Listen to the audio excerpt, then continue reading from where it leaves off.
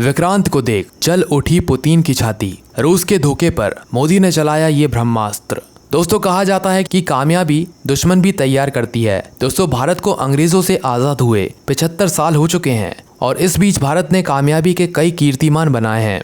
दोस्तों, जिस वक्त भारत आज़ाद हुआ था उस वक्त भारत के पास तकनीकों का बहुत बड़ा अभाव था। हम तब से दूसरे देशों से हथियार खरीद रहे थे और रूस तब से आज तक हमारा अच्छा रक्षा पार्टनर रहा है। अमेरिका और रूस दोनों ही दुनिया में सबसे बड़े हथियारों के विक्रेता हैं। दुनिया भर के देश इनसे हथियार खरीदते रहते हैं। ये दोनों देश उसी को अपना अच्छा मित्र मानते हैं जो इनसे से ज्यादा हथियार खरीदता रहता है। हथियारों का बाजार इन दोनों देश की अर्थव्यवस्था का सबसे बड़ा हिस्सा है। दोस्तों, अब भारत भी रक्षा क्षेत्र में आत्मनिर्भर होने जा रहा है। वह दुश्मन के दिल दहलाने वाला हथियार बना रहा है। हाल ही में भारत ने स्वदेशी INS Vikrant aircraft carrier launch करके कामयाबी का इतिहास रच दिया है। दोस्तों, भारत की ये कामयाबी न केवल देश के दुश्मनों बल्कि देश के करीबी दोस्तों को भी नागवार गुजरी है। दोस्तों, इस बारे में एक ऐसी खबर आ रही है जिस पर यकीन करना मुश्किल हो रहा है। दोस्तों, अब सवाल उठता है कि भारत के सामने अभी कौन कौन से देश जलकर राख हो रहे हैं। दोस्तों, कहने को तो रूस भारत का सबसे अच्छा दोस्त माना जाता है,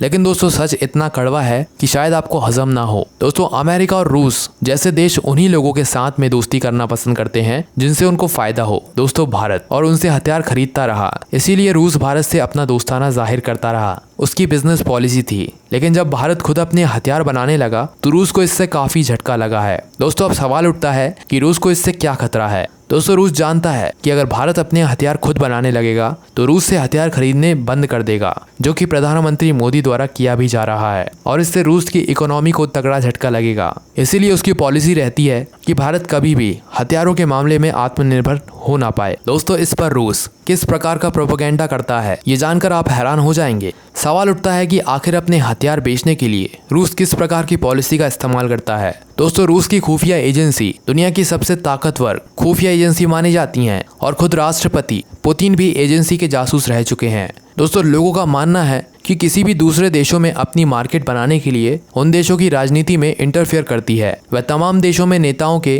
ग्लोरीफिकेशन से लेकर सर्वोच्च पद तक पहुंचने के लिए काम करती है, और जब वह नेता अपने पद पर बैठ जाता है तो उससे अपने मन मुताबिक डील भी करती है। और दोस्तों, अगर कोई नेता उनकी कसौटी पर खड़ा नहीं उतरता है तो उसकी हत्या तक करने में नहीं कतराती। दोस्तों, अमेरिका भी रूस पर यह आरोप लगा चुका है, और दोस्तों आरोप तो ये भी लगा है कि अमेरिका ने डोनाल्ड ट्रंप को गद्दी तक पहुंचाने के लिए रूस की एजेंसी ने ही उसकी मदद करी है। दोस्तों, लाल बहादुर शास्त्री की हत्या पर भी रूस के ऊपर सवाल खड़े हुए थे, लेकिन वह पहेली उलझी रह गई है। दोस्तों, आज जब भारत और चीन सीमा पर विवाद, उसके बाद भी रूस चीन से नजदीकियां बढ़ा रहा है। साथ ही भारत चीन सीमा विवाद को सुलझाने के लिए कोई ठोस कदम नहीं उठा रहा है। दोस्तों, भारत के स्वदेशी एयरक्राफ्ट कैरियर के लिए जहां दूसरे देशों ने भारत को बधाई दी है, वहीं भारत की इस कामयाबी से रूस को तगड़ा झटका लगा है। उसने भारत को रणनीतिक तौर पर इसके लिए बधाई तो दी है, लेकिन भारत की ये सफलता उसे खाई जा रही है। दोस्तों, इस बारे में आप क्या सोचते हैं हमें कमेंट करके बताइए। वीडियो पसंद आई हो तो इसे लाइक, शेयर और सब्सक्राइब जरूर कीजिए। धन्यवाद।